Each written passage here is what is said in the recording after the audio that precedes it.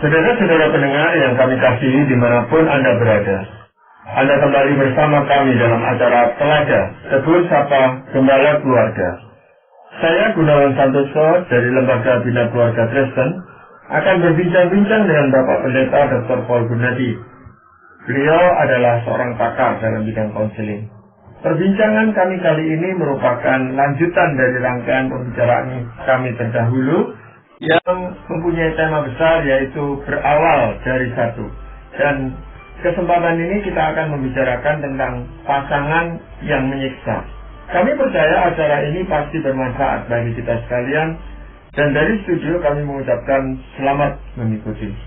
Pak Paul, kita sudah membahas setidaknya 4 topik tentang berawal dari satu.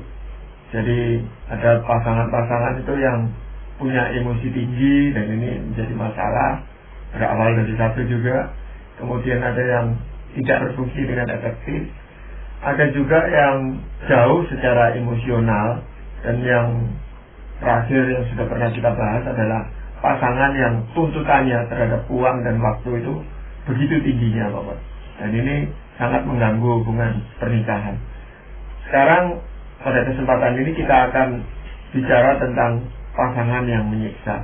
Namun sebelum kita lebih jauh bicara tentang pasangan yang menyiksa, mungkin Pak Paul bisa menguraikan sedikit apa sih yang kita bicarakan ini gitu. Biasanya kita beranggapan kalau ada masalah rumah tangga pastilah dua-duanya punya salah. Nah, tapi pada kenyataannya seringkali masalah rumah tangga itu berawal dari satu orang atau dari satu pihak. Nah, jadi selama ini kita telah membahas apa tuh yang biasanya menjadi masalah yang ditimbulkan oleh satu pihak sehingga akhirnya mempengaruhi relasi pernikahan itu. Nah, pada saat ini kita akan membahas bagian yang kelima, yaitu pasangan yang menyiksa. Jadi poinnya adalah kalau ada satu orang dalam pernikahan mempunyai kesenangan untuk menyiksa orang, nah nggak bisa enggak masalah dalam rumah tangga ini akan berkembang dengan serius. Iya, mungkin ya orangnya juga tidak senang untuk menyiksa Bapak, tapi menjadi suatu kebiasaan, bahkan mungkin menjadi suatu kebutuhan ya Bapak ya. Dia perlu menyiksa orang lain gitu. Iya, jadi saya ini ya pertama-tama mau menjelaskan bahwa sebagai manusia berdosa, dalam kemarahan kita sanggup melakukan hal-hal yang tak pernah terbayangkan sebelumnya, seperti memukul atau melukai orang. Namun pada dasarnya kita bukanlah orang yang seperti itu. Kita kan tidak mau dan tidak suka melukai orang. Sebaliknya kita justru ingin menyenangkan hati orang. Nah, jadi kita nggak membicarakan orang yang karena emosi, ya karena apa akhirnya ya marah, memukul atau apa. Nah, kita nggak membicarakan orang yang seperti itu. Yang kita bicarakan adalah orang yang senang menyiksa, terutama orang yang dekat dengannya. Orang ini mendapatkan kepuasan bila dia membuat orang sakit. Singkat kata, dia menyiksa karena dia menikmatinya. Memang tidak banyak ya orang yang seperti ini, tetapi ada. Bila kita menikah dengannya, kita pasti menderita di tangannya, Pak Gunawan. Iya. Orang yang punya kesukaan yang tadi Bapak katakan menyiksa orang lain ini kan merupakan orang yang berpenyakit kejiwaan gitu Bapak ya. Apa ini Bapak? Memang kita bisa berkata orang ini sakit ya. Sebabnya memang perilaku ini bukan perilaku yang wajar. Sebetulnya kan tadi saya sudah singgung, kita ini nggak suka ya menyakiti orang, apalagi menyiksa orang. Tapi kok ini orang kok bisa menikmati menyiksa orang. Nah, mungkin kita bertanya apakah penyebabnya ya, sehingga kok dia senang menyakiti orang. Hampir dapat dipastikan orang yang senang menyiksa sesamanya adalah orang yang sebenarnya tersiksa, Pak Gunawan.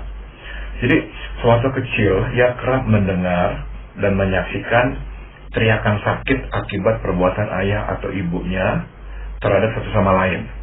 Ya, nah akhirnya pertumbuhan jiwanya terganggu sebagai dampak dari kekerasan yang terjadi di keluarganya. Berawal dari ketakutan yang amat sangat, ya, karena waktu orang tuanya itu berkelahi, misalnya ayahnya memukuli si ibu berteriak-teriak kesakitan. Nah, dia pasti ketakutan. Nah, berawal dari ketakutan, akhirnya ia mengembangkan reaksi kompensasi untuk mengatasi rasa takutnya. Artinya ya dia harus melindungi diri supaya dia itu tuh jiwanya nggak terlalu tergoncang. Yang sering terjadi adalah dia bertumbuh akhirnya menjadi sama seperti orang tua yang berperan sebagai pelaku kekerasan di dalam hidupnya. Mungkin orang tuanya bukan tipe penyiksa, mungkin ya misalnya. Sebenarnya orang tuanya menggunakan kekerasan sebagai pertahanan akhir, bukan pertahanan awal untuk menyelesaikan konflik. Namun karena kekerasan terlalu sering terjadi, akhirnya si anak mengembangkan perisai untuk melindungi dirinya dari kekerasan yang disaksikannya. Nah, perisai itu adalah ketumpulan nurani dan perasaan. Jadi begitu tumpulnya sampai-sampai dia sulit merasakan apapun. Ibarat telinga yang sulit untuk mendengar, dia harus meningkatkan volume sekeras mungkin. Nah, untuk merasakan sesuatu, dia pun harus membuat orang mengeluarkan reaksi sekeras mungkin, seperti kesakitan dan ketakutan, lewat penyiksaan. Jadi, perisainya adalah seolah-olah dia menumpulkan atau mematikan perasaannya, sehingga dia itu tuh nggak lagi bisa merasakan. Nah, tapi manusia kan butuh merasakan. Untuk dia dapat merasakan, nah dia harus tuh melakukan sesuatu supaya orang itu berteriak atau apa sehingga dia merasakan sesuatu. Nah, yang dia pelajari dari rumah, waktu dia masih tinggal di rumah, orang tuanya berkelahi, satu berteriak, satu memukul. Nah, jadi yang dia pelajari dari rumah adalah teriakan itu tuh, teriakan kesakitan. Maka setelah dia dewasa, untuk dia bisa merasakan sesuatu, dia harus menyiksa orang sehingga orang berteriak kesakitan, sehingga dia tiba-tiba tuh bisa merasakan lagi. Apa itu yang disebut dengan sadis itu, Pak? Sadis. Betul. Orang yang seperti ini emang sadis, Pak Gunawan. Karena bukan saja perasaannya itu nggak berfungsi, tapi juga hati nuraninya. Harusnya kan kita akan kasihan melihat orang itu tuh disakiti ya, tapi dia nggak ada lagi hati nurani tersebut. Kenapa? Nah, tadi yang kita bahas, dia harus mengembangkan perisai di dalam ketegangan yang dialaminya di rumahnya dulu. Sebab kalau dia membiarkan perasaannya itu apa adanya, mendengarkan ibunya berteriak-teriak kesakitan dipukuli oleh ayahnya, wah, dia bisa hancur. Jadi dia harus tumpulkan nuraninya. Dia nggak bisa memberikan izin kepada dirinya untuk berbelas kasihan. Ibunya sedang disiksa oleh ayahnya. Jadi nurani yang ditumpulkan supaya nggak berasa kasihan, lama-lama benar-benar mati. Dan itu objeknya biasanya sesuatu yang hidup, Pak ya. Ya. Ada orang yang saya tahu itu terhadap binatang. Betul. Jadi dia lihat binatang apapun tidak dibunuh tapi disiksa. Ya. Sampai binatang itu teriak-teriak, betul seperti itu. Ya. Sebab dengan dia menyaksikan, melihat reaksi baik itu hewan maupun orang yang kesakitan, pastinya itu dia digugah perasaan jadi hidup lagi. Itu yang membuat dia tuh jadinya merasa senang atau puas gitu. Ya, tapi pasangannya walaupun bukan menjadi korban langsung, itu juga menjadi korban karena pasangannya juga tidak tahan melihat pasangan yang satu ini melakukan penyiksaan terhadap hewan. Betul. Atau bahkan terhadap anaknya gitu, Pak. Betul. Bisa ya, Pak, ya, terhadap anak dan sebagainya gitu. Bisa. Biasanya kalau dia sudah melakukannya misalkan kepada istrinya, nah tinggal tunggu waktu dia akan berbuat itu kepada anak-anaknya. Tapi ada juga yang pertamanya justru pada anak gitu. Jadi anaknya yang jadi korbannya. Iya. Atau kamu dia agak enggan terhadap istrinya, saya tidak tahu itu. Bisa jadi. Kalau dia memang rasa dia nggak bisa kuasai si istri, yang dia biasa kuasai anak, ya anak yang jadi korbannya. Iya, dan yang jadi kendala anak ya tentu saja istrinya dalam hal ini gitu, Pak. Iya. Jadi apa yang harus kita perbuat, Pak? Jadi memang kita mesti mengerti ya bahwa orang ini, Pak Gunawan, menyimpan banyak kemarahan ya terhadap kekerasan yang dialaminya pada masa kecil, sehingga penyiksaan merupakan ungkapan kemarahannya lah yang seharusnya ditujukan kepada orang tua yang menyiksa itu. Tapi oleh karena dia tidak pernah membereskannya, maka kemarahan itu terus bersarang di hatinya. Dan setiap kali dia marah, apalagi bila persoalannya memiliki kesamaan dengan masalah orang tuanya dulu, nah kemarahan akan keluar sebagai ledakan yang disusul dengan penyiksaan. Nah, tidak bisa tidak ya Pak Gunawan, kalau kita hidup serumah dengannya, kekerasan akan mewarnai hidup kita pula. Posisi kita serba sulit. Jika kita melawan, kita akan menjadi korban yang lebih parah. Sebaliknya, bila kita membiarkan, dia akan terus merajalela. Dan anak-anak pun seringkali harus menjadi korban, dan tidak jarang akhirnya menjadi penerus siklus penyiksaan itu. Nanti anak kita sudah dewasa, menikah, dia melanjutkan apa yang dilakukan oleh ayahnya. Ya, tapi orang seperti ini kan sulit kalau diberitahu atau dilarang, itu malah menjadi-jadi gitu Pak. Jadi apa yang bisa kita lakukan? Pada hakikatnya respons kita ya bergantung pada pasangan yang menyiksa itu. Jika ia menyesali perbuatannya dan menunjukkan pertobatannya dengan cara berusaha sekeras mungkin untuk tidak mengulangi perbuatannya, ada pengharapan bagi rumah tangga kita. Sebaliknya, jika dia tidak menyesali perbuatannya, tetapi malah terus menyalahkan kita sebagai penyebab mengapa ia marah dan menggunakan kekerasan, maka tidak ada pengharapan bagi rumah tangga kita. Langkah terbaik dan terbijak adalah berpisah dengannya. Jadi ada orang-orang yang memang bukannya sadar, bukannya mengaku saya punya masalah, menyalahkan. Kamu yang bikin saya marah. Kalau kamu nggak bikin saya marah, saya kan nggak akan marah. Dan kalau saya nggak marah, saya nggak akan menyiksa kamu seperti itu. Nah, kalau orang memang bersikap seperti itu, berarti ini nggak ada lagi harapan. Dia nggak ada pertobatan, nggak ada penyesalan, dia akan lakukan ini terus. Nah, jadi kita sebaiknya, menurut saya adalah sudah tinggalkan, kita berpisah. Kita berpisah bukan saja untuk melindungi diri sendiri, tapi juga anak-anak.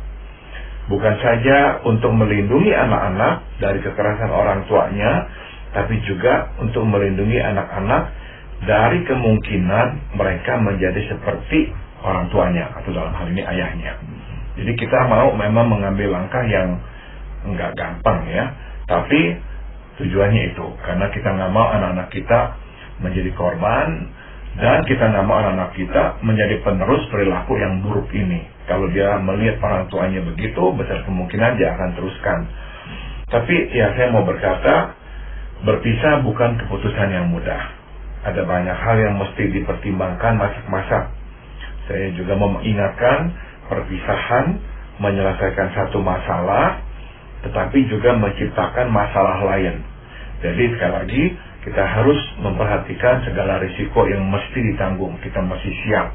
Tapi kalau tidak ada jalan lain, pasangan kita enggak menyesali perbuatannya, enggak mau bertobat, nah langkah paling baik adalah memang memisahkan diri agar kita bisa melindungi diri dan anak-anak kita. Ya, atau sekarang bisa dilaporkan kepada yang berwajib Pak Pol, karena kan ada perlindungan terhadap orang yang mengalami kekerasan dalam rumah tangga, itu KDRT itu Pak Pol. Betul, kalau dia bisa laporkan, dia laporkan. Sebab, nah kalau dia laporkan ini memberikan efek jerak. Tapi juga saya tahu ada yang memang enggak jerak. Malahan dia bisa lebih ngamuk, dia bisa terus pukuli, dia bisa ancam, dia mau bunuh dan sebagainya. Jadi ada yang memang seperti itu. Nah, jadi kita masih tahu juga seperti apa tuh pasangan kita. Ya, tapi tentu baik ya kita melaporkan kepada pihak berwajib. Nah, mudah-mudahan dia takut, dia nggak mengulanginya lagi.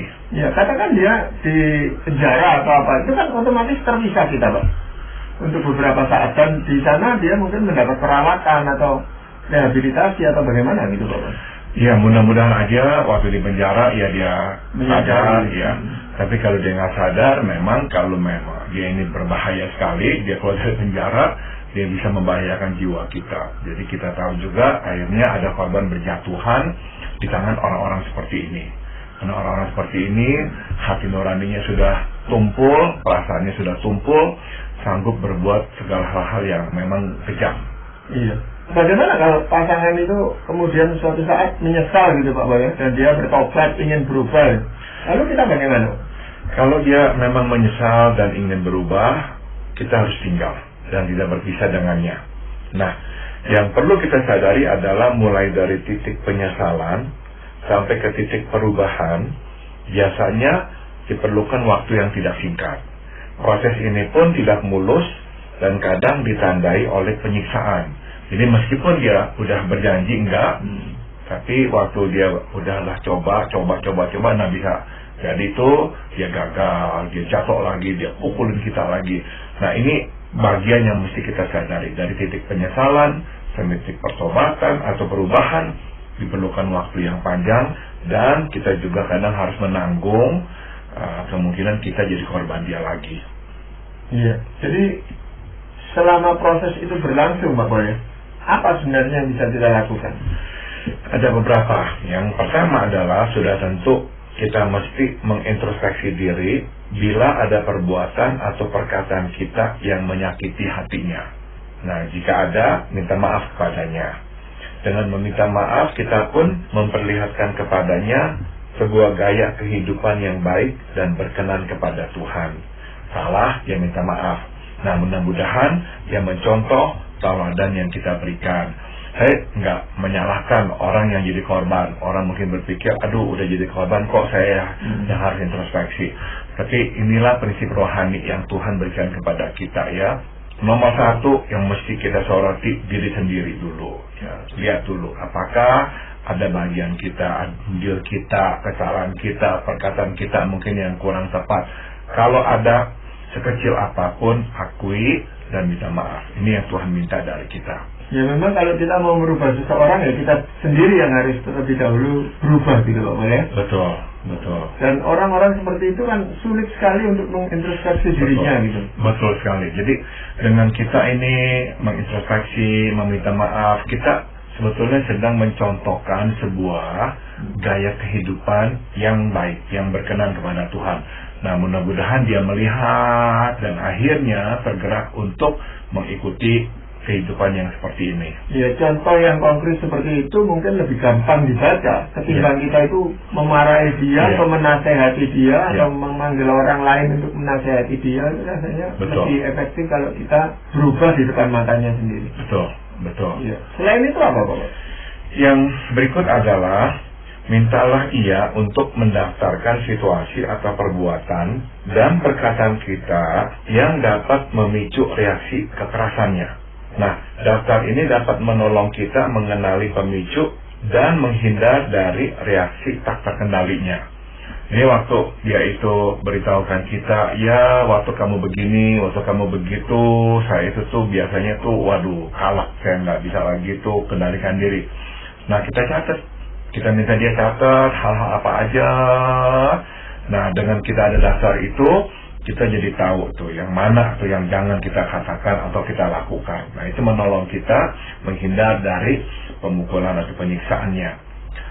Namun yang lain yang juga baik dengan meminta dia mendaftarkannya, kita itu tuh mulai memberikan kepada dia tanggung jawab terhadap perilakunya. Kalau sebelumnya mungkin dia menyalahkan kita, tapi sekarang dengan dia yang mendaftarkan perilaku-perilaku apa yang memang memicu, berarti kalau sampai lain kali dia itu marah dan memukul kita atas dasar yang nggak dia tulis, berarti yang salah dia.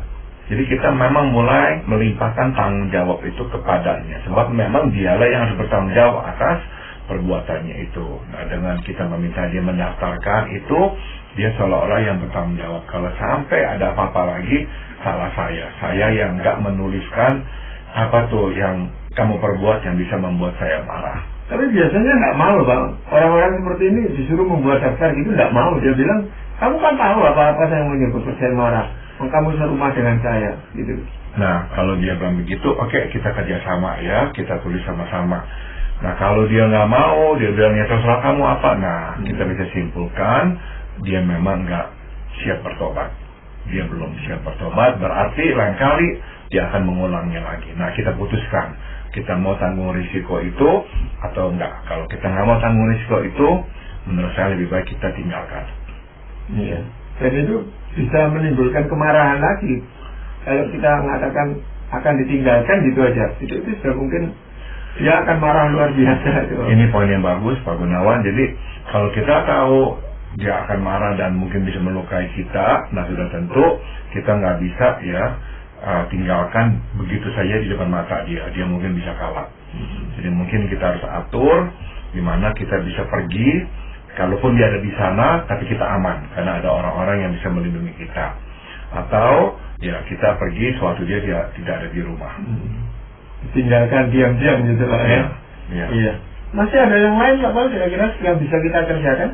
Ajaklah pasangan untuk bekerja sama, yaitu manakala dorongan untuk menyiksa timbul, mohon beritahukan kita supaya kita dapat menghindar darinya.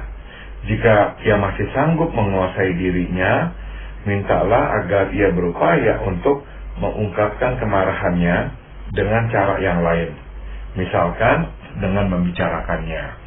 Jadi kita beritahu dia, tolong waktu kamu itu marah, tiba-tiba kamu ingin menyiksa saya atau apa, beritahukan supaya saya bisa menghindar. Atau kalau kamu masih bisa ngomong, bisa untuk bercakap dengan saya, nah coba beritahu saya apa tuh yang membuat kamu marah, sehingga kamu belajar mengutarakan kemarahan kamu dengan cara yang lain, bukan dengan cara pemukulan atau penyiksaan. Ya tapi untuk melampiaskan kemarahan itu kan dia butuh objek gitu, dan objeknya kita biasanya gitu, pasangannya gitu. Kalau pasangannya mau menghindar kan tentu dia akan halang-halangi kan, dia kan kehilangan objek ini. Betul. Memang ini dia harus lawan. Jadi dorongan untuk melampiaskan itu kuat sekali. Tapi karena dia udah berkata dia mau berubah, dia nggak mau lagi menyiksa kita, berarti dia harus melawannya. Dia nggak bisa begitu saja menyerah gitu. Nah, dengan kita juga menyuruhnya untuk memberitahu kita waktu dia marah dan sebagainya, memberitahukan kita juga apa tuh yang membuat dia marah. Jadi mengungkapkan secara perkataan ya, bukan dengan kekerasan. Sebetulnya sekali lagi kita sedang melimpahkan tanggung jawab itu kepadanya. Karena orang-orang ini biasanya itu tetap menyalahkan kita sebagai penyebab kenapa dia memukuli kita, menyiksa kita. Nah, dengan kita meminta dia mulai mengkomunikasikan, nah dia belajar bertanggung jawab atas perbuatannya, reaksinya, dan dia juga belajar menguasai dirinya. Jadi waktu kita minta dia beritahu kita kapan dia waktu itu tuh mau marah mau apa, dia belajar menguasai. Kalau enggak, dia nggak pernah memang belajar mengendalikan dirinya. Ya kan selama ini memang nafsu itu yang lebih menguasai dia daripada dia menguasai nafsunya atau keinginan marahnya itu. Betul. Jadi waktu kita minta dia berkomunikasi dengan kita, kalau dia marah, dia lagi belajar mengendalikan dirinya. Iya. Yang lain ada Pak? Buatlah sebuah mekanisme penyelamatan untuk diterapkan sewaktu ia lepas kendali. Misalkan dengan berteriak memanggil nama Yesus. Kita tahu bahwa ada kuasa di dalam nama Yesus, jadi berteriaklah memanggil nama Yesus untuk menyadarkannya. Jadi kita mesti memang siap dengan kemungkinan suatu hari dia lepas kendali, enggak lagi bisa menguasai dirinya. Nah, di titik itu apa harus kita lakukan? Jadi kita bicara dengan dia baik-baik, kita berkata bagaimana waktu itu terjadi, saya pokoknya berteriak sekeras mungkin, memanggil nama Yesus, dan meminta Yesus yang menguasai dirimu. Nah, kalau dia bilang oke, kita lakukan itu. Nah, waktu dia marah, nggak kendali lagi, kita langsung berteriak panggil nama Yesus, supaya Yesus yang nanti menghentikannya. Yang berteriak itu kan yang marah itu Pak? Enggak. Itu kan yang jadi kita mengingatkan. Karena dia lagi marah, mata gelap, dia nggak bisa lagi ingat tuh untuk memanggil nama Yesus. Jadi kita lah yang memanggil nama Yesus. Bahwa kita percaya ada kuasa di dalam nama Yesus itu. Ya, dan begitu dia mendengar nama itu mungkin agak lega gitu ya Pak ya. Ya. Itu yang kita harapkan. Betul. Dengan menyebut nama Tuhan Yesus itu tadi. Betul. Itu mengalihkan atau bagaimana Pak? Ya, itu mengalihkan sekaligus juga mendorong dia untuk memanggil nama Yesus lain kali. Jadi waktu dia itu dikuasai oleh kemarahan yang begitu besar, kita mulai mengarahkannya untuk menengadah ke atas, memanggil nama Tuhan untuk menolongnya. Jadi dia juga diajari untuk melakukan hal yang sama gitu Pak ya. Betul. Begitu dia merasa tensinya naik gitu, sudah dia harus ke sana gitu. Betul. Masih ada lagi Bapak? Yang terakhir adalah kita harus berdoa bersamanya di pagi hari dan di malam hari. Baca firman Tuhan bersamanya dan hafalkan ayat yang dapat menjadi pemandu hidupnya untuk hari itu. Jadi di pagi hari kita ajak dia berdoa, kita baca firman Tuhan, minta hafalkan satu ayat itu. Terus dia renungkan ayat itu sehingga seharian ayat itu menjadi ayat yang menggenangi pikirannya, sehingga kalau dia sampai marah atau apa, mungkin saja ya dia teringat akan firman Tuhan itu. Apakah ayat-ayat itu perlu kita siapkan lebih dahulu atau dipilih-pilih atau memang rutin aja? Iya, baca rutin aja, biasa aja. Ketemu gitu. itu lalu saling mengingatkan gitu ya, Pak ya. Betul. Jadi itu dilakukan kalau memang dia tidak lagi marah gitu, Pak. Betul. Makanya pagi hari ya dia bangun tidur, kita berdoa sama-sama, terus kemudian membaca firman Tuhan.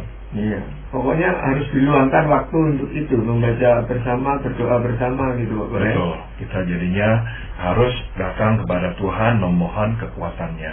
Ya, jadi seberapapun beratnya pasangan kita itu yang suka menyiksa, ini sebenarnya masih ada harapan untuk dia bertobat dan diperbarui di dalam Tuhan Yesus, Pak Paul ya. Betul. Nah, apakah ada ayat yang ingin Pak Paul sampaikan? Mazmur 112 ayat 4 berkata, di dalam gelap terbit terang bagi orang benar, pengasih dan penyayang orang yang adil. Tuhan tidak meminta banyak ya, Dia hanya meminta kita untuk mau menjadi orang benar. Dan orang benar adalah orang yang adil. Jadi untuk dapat keluar dari cengkeraman kekerasan, nah bagi si pelaku kekerasan, ingat, bersikaplah adil. Adil artinya kalau orang gak layak menerimanya, jangan kita lakukan gitu. Kalau kita nggak mau menerimanya juga, jangan lakukan kepada orang lain. Bersikaplah adil.